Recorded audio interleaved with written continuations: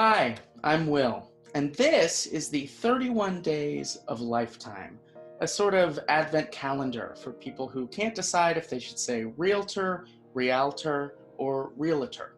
I made it my mission this year to watch every single offering in Lifetime's 2020 holiday catalog, but I won't be doing it alone. Each day I'll be joined by a special guest or guests that will help me dig in to these instant Christmas classics.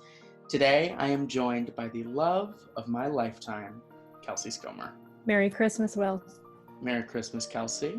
We are going to be discussing the 19th film in Lifetime's lineup, The Christmas Listing.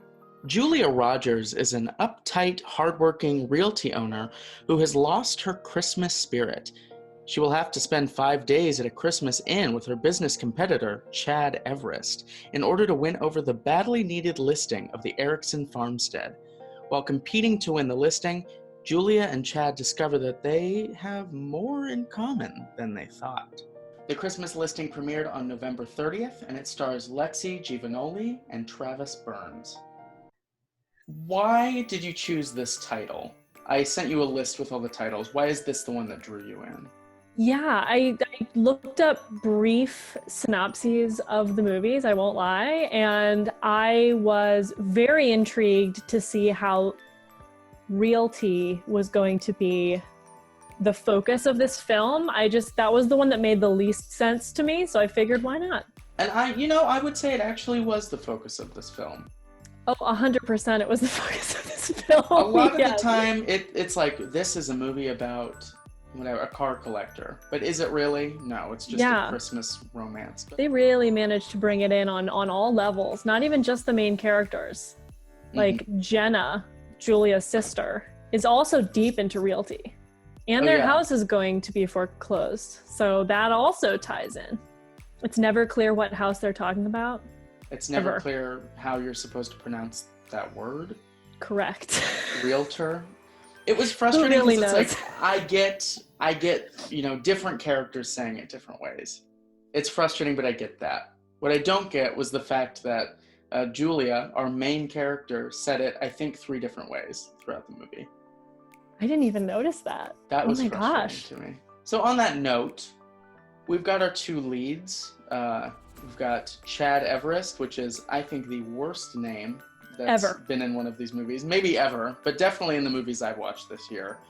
And Julia, what was her last name? No idea. Julia. Mm-hmm. You can't forget Chad Everest. Yeah. His last name was very forgettable. Yeah. They hated each other.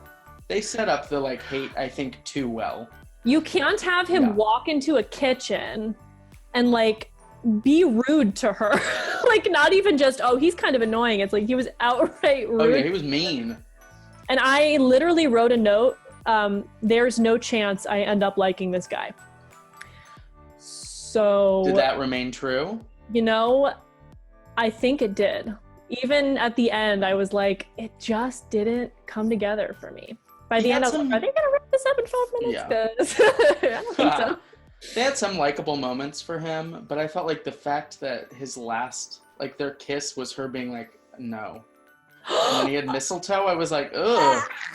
Oh, I hated that's how we're that. gonna end it? I hate the trope of pushing back against it is sexy. It's bad. No. It's like, no, it's 2020. Really? It's 2020 lifetime. Please get with the on. picture. Oh my gosh. And for a movie that honestly had I would say, one of the stronger female relationships that I've seen this year. I would agree. Yeah. They were really there for each other and seeing the growth, and you gotta love a good sister relationship, especially. And it was nice because a lot of sisters we've had are immediately like, so any men, because they're married or whatever. So I thought it was nice to have the younger sister kind of saying focus on your career and do this for the job and stuff. Yeah, for sure. How old was she supposed to be, do you think? I have no idea. I thought she was in high school at first. Because I was like, is she 14? Yeah, they introduced her doing crafts, and I'm like, this is a child. Because I was like, okay, she's a kid. And then she was like, I closed the house. And I was like, what? What? Are you I was allowed like, to do that? And then you did more? And you went out and sold more houses? Yeah, exactly. But Very it's still not confusing. enough. It's still not enough, Will, to save No. the house. And I just wish it was enough to save the house. And Christmas. That tree they got, that stick tree, how is that even a tree? That was like a wreath on a pole. Like, like what was that? They're like, oh, we finally got a tree this year. And I'm like, and what a downgrade that's to not a that beautiful inn. I have no idea. Christmas What's Inn? the difference? I didn't even know that was a thing. Is that a real thing or is that a movie thing? Like, I think it's a real thing because Indiana facts. Have you heard of Santa Claus, Indiana? Yes, I have. Yes, Yeah, I home have. of Do they have Holiday one? World. They have right across the street from Holiday World have the Santa Claus Inn, which is completely Okay, so perfect. Christmassy all year round. The fact that there was a couple there who had matching clothes really got me. That was unnecessary. And they left all of their clothes. Yeah.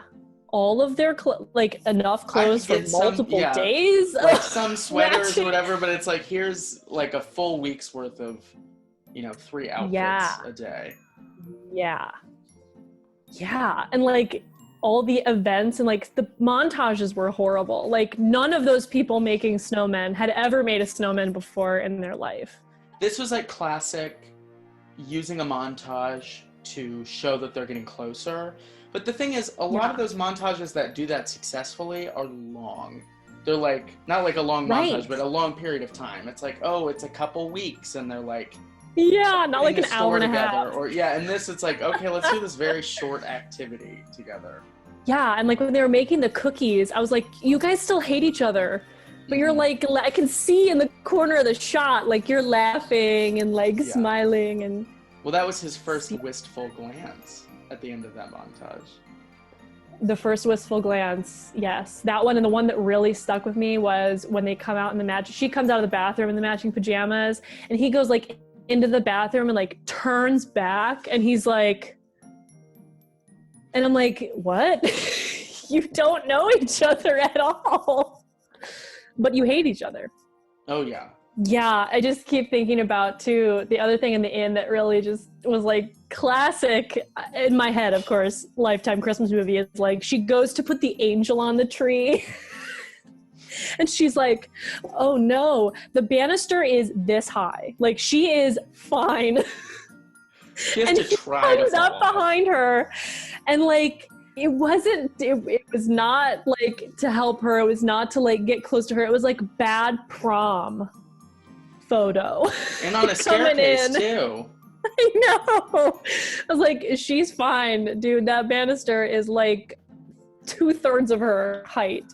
It was very refreshing to see the lead lady look like a real human being. Yeah, I will say that was a huge plus of this film. Like, she was a real woman. She was not like teeny tiny blonde, very sharp features. Like, I did really appreciate that. And it was nice too because it wasn't like they both were normal people, and you know what I mean, which is usually what they do, where they're like, look, they're both formal, and that's what happens. So it's like, no, she gets like a hot New Zealand. I mean, isn't that everyone's dream? Guy. Absolutely. They did kiss before the end though, which is shocking. Did. Well, I said, I watched it with my fiance, James, and I was telling him, these movies, as far as I know, like these bad TV movies, a maximum of 2 kisses. Maximum. Mm-hmm. Like, you're always going to get the one at the end. But the one in the middle is like... Yeah. Wow. That was a better kiss. It was. It wasn't as creepy. I think they overuse the whole mistletoe thing in these movies. Mistletoe, an inherently creepy idea. Now, the first mistletoe was kind of cute, right? Because she's like, fine. But and then mistletoe doesn't work when you bring the mistletoe. No. Mistletoe is like, oh, this is, what a crazy situation. It's not. I am capitalizing upon the traditions of this culture, and I'm going to use it to make my lady uncomfortable. So, what did you think of the supporting cast? I thought the sister was the best rounded. The dad only served to fulfill the sick dad trope and to emphasize the dead mom trope, which So the dad was just a trope. The Yeah, ex, she got a twofer. I know, right? I was like, ooh, tension and drama. The inn owners, both of them, terribly creepy. I was like, what is happening? Why were these people cast if you're trying to get like the loving, whatever? So uncomfortable, especially Also, an insane premise that they came up with. Yeah, what? Like They're any like, day to sell now, the inn, you need to stay. Yeah, Like, that's what? crazy. Yeah, also the whole misunderstanding was based on the fact that she heard him talking to this girl on the phone and calling her love. He would have totally told her that he worked with his sister because she works with her sister and he met the sister, so it would have come up in conversation. Yeah, I always wonder about these ones in the small towns and stuff, especially something at an inn, because there are like 5 a year that have an inn central focus. Did this movie make you want to stay at like a holiday bed and breakfast or inn or anything? Not this one, because I would not want to go snowshoeing or cut down my own tree. I am not an outdoorsy person. I'm not going to lie to you. And I thought the game night scene, like the puzzle and the hot chocolate, that looked lovely. I would absolutely do that. Tracks, but if they're going to force me to go outside, no. We're going to play a little game. So, in these movies, there are a lot of choices that are made. If you were doing a rewrite, oh my gosh, what is the one thing you would change to make this a better movie? I would ease off the hate a little bit at the beginning. I think that really would have helped with the whole build. Like, if they were more like frenemies as opposed to mortal enemies, I think that really would have made a difference. My change would be come up with a different misunderstanding than the love thing, because I think that if they knew like the first night that they both worked with their sisters, I think that would have made their relationship a lot more chemistry. Believable. You could say like, oh, well, we just feuded because of work, but we get along. Yeah, because it cheapens her character development too. If like she's like all of a sudden, oh well, if he's in love with someone else, then I quit. This is work. But it's like, no, it's got to be about. Could you imagine if that were the way of the world? God. He doesn't love me back. I quit my whole job. Quit. I'm dropping out of school. Goodness. I've got 2 little questions for you before we wrap up. First one. Travis Burns as Chad Everest. On a scale from 1 to 10, how dateable is he? Oh, 1. Wow. If you do not respect consent, you are a 1 for me. That's also, he didn't do enough. Also, he didn't really do enough in the film other than they really relied on the fact that he had an accent. I'm just going to say. like, I guess maybe a 2 because of the accent, because that's very cool. But like, come on, man. Okay, and then next, who would you say is the MVP in this movie? Okay, I prepped this one. It is definitely Jenna's ex. Not only does he come through out of nowhere and like is very professional, very kind, very on it. He loses her number and comes to the door with flowers. I hope they get back together. That guy I think they do. In my heart, they do. So, Kelsey, where can people find you if they want to follow you? Yes, I am on TikTok at fem_DM. And I also host a podcast with my friend. It is Books and Boobs Pod. We're on everything. Apple Music or Apple Podcasts, I guess. Apple Podcasts, Spotify, Google Play, all the above. Amazing. Thank you so much for being here, Kelsey. And thank you for watching. I'll be back tomorrow to talk about Too Close for Christmas with Eaton York. And every day this month to get into a different Christmas flick. If you had a holly jolly time watching this video, you can go ahead and hit that like button. And if you want to follow me into my descent into lifetime madness, you can subscribe and press that little bell icon, because every time a bell rings, you'll get notified about a new video that I post. I'll see you next time. Merry Christmas.